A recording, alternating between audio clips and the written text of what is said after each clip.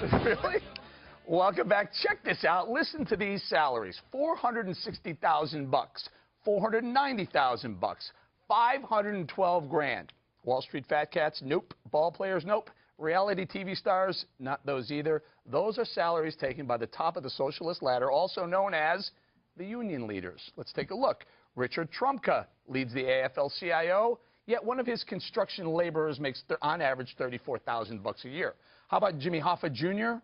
Look at that, $372,000. A truck driver, small truck driver, on average, $33,000. And Ms. Weingarten, the head of the Teachers Union, American Federation of Teachers, $493,000, almost $494,000. And Rachel Elizabeth, remember her? She's a student trying to work her way through college at Chick-fil-A, $18,000. Andrea, I mean, it's almost mind-boggling how the left has a problem with the 1% and the class warfare. They should look at themselves. Look in the mirror. As long as they're supporting President Obama, who cares? How can these union leaders be a credible voice for the people that they represent? They're not even in the stratosphere of what their constituencies make. You take Jimmy Hoffa, for example, other disbursements on top of his salary, Eric, $60,000 for what? I mean, you look at this, and I think that the sad thing is they're the 1%.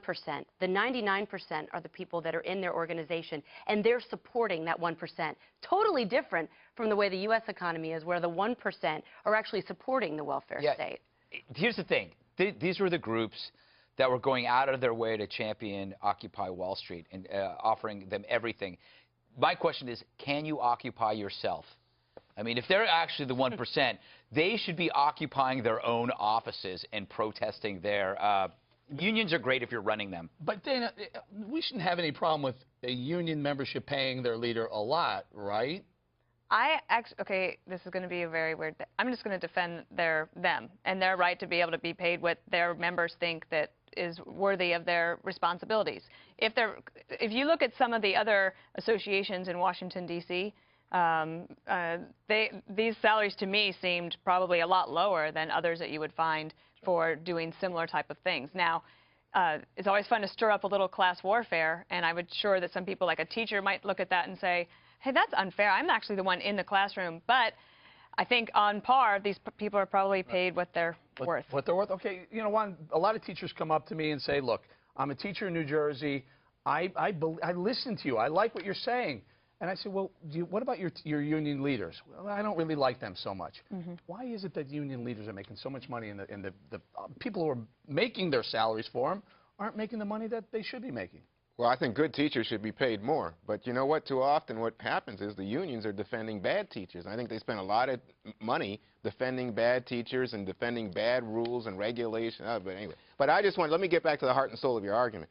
I think Dana's on point here. If you're in Washington, you know what people who represent the lobbyists make, you know what the special interest group leaders make, and go back to your industry, corporate America. Median pay of U.S.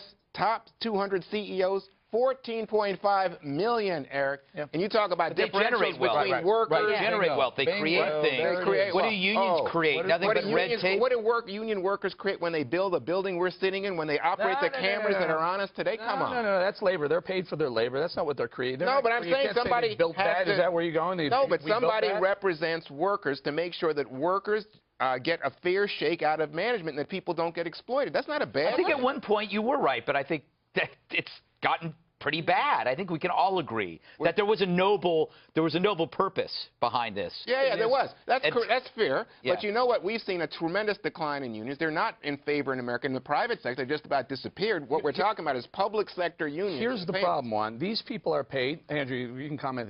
These people are paid on the hard work of the teachers, of the construction laborers, of the truck drivers.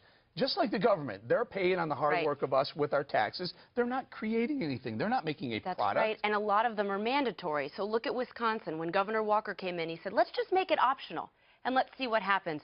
The hard-working members of the union, a lot of them said, I don't want to have part of my check go to these dues.